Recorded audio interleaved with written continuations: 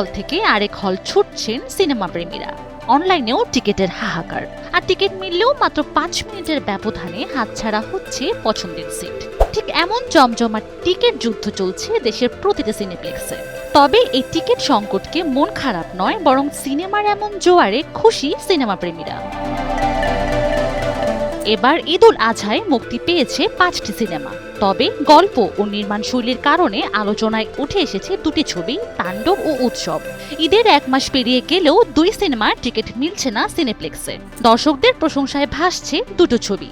আর এই সাফল্য যেন ভুল প্রমাণ করেছে পুরনো সেই ধারণা শুধু ঈদে সিনেমা হলে ভিড় বাড়ে। উৎসব আর তাণ্ডবের হল রিভিউ দেখিয়ে দিয়েছে ভালো গল্প আর নির্মাণ থাকলে মানুষ স্বেচ্ছায় ছুটে আসে সিনেমা হলে। তবে এখন সবার মনে একটাই প্রশ্ন, তাণ্ডব নাকি উৎসব? কোন সিনেমা সবার উপরে? আর এই উত্তরের খোঁজ মিলবে একমাত্র সিনেমা হলে। 2 আলোচিত সিনেমা উৎসব ও তাণ্ডব 1 মাস পেরিয়ে হাঁটছে একেবারে ভিন্ন পথে। তারকাবহুল উপস্থিতি আর প্রশংসা পেয়েছে দুটোই, তবে হলে টিকে থাকার লড়াইয়ে এগিয়ে যাচ্ছে উৎসব। 6ষ্ঠ সপ্তাহে এসেও দেশের সবচেয়ে বড় মাল্টিপ্লেক্স চেইন স্টার সিনেপ্লেক্সে প্রতিদিন 15টি শো পাচ্ছে উৎসব। অন্যদিকে শাকিব খান অভিনীত তাণ্ডব এখন চলছে কেবল 2টি শাখায়, দিনে মাত্র 2টি show. Welcome to the show. প্রযোজনা প্রতিষ্ঠানের দেওয়া তথ্য মতে 30 দিনে মাল্টিপ্লেক্স থেকে উৎসব সিনেমার টিকিট বিক্রি হয়েছে 5,47,00,000, আর একই সময় তাণ্ডবের টিকিট বিক্রির অঙ্ক 10 কোটি ছাড়িয়েছে।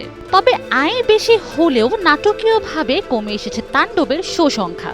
বিপরীতে উৎসব এখন একাধিক শাখায় প্রতিদিন একাধিক শো ধরে রেখেছে। আমারও আসলে সিনেমা দেখার কোনো মানুষ নেই। খুঁজেন তাইলে, বয়স তো হয়ে যেতেছে আপনার। বাবারে বাবা, ফ্লার্টিং শোনা ভাই। এ থেকে স্পষ্ট প্রেক্ষাগৃহে দর্শক ধরে রাখার দিক থেকে এগিয়ে উৎসব। দর্শকের ভিড় কমছে না, বরং ধীরে ধীরে বাড়ছে তানিম নূর পরিচালিত এই সিনেমাটার প্রতি দর্শকদের আগ্রহ। জাহিদ হাসানকে দেখ, কোনো সময় একই ডায়লগ রিপিট করে না। Sanjida Afrin, NTV online. Minimum একটু রেসপেক্ট করো। ও আল্লাহ গো!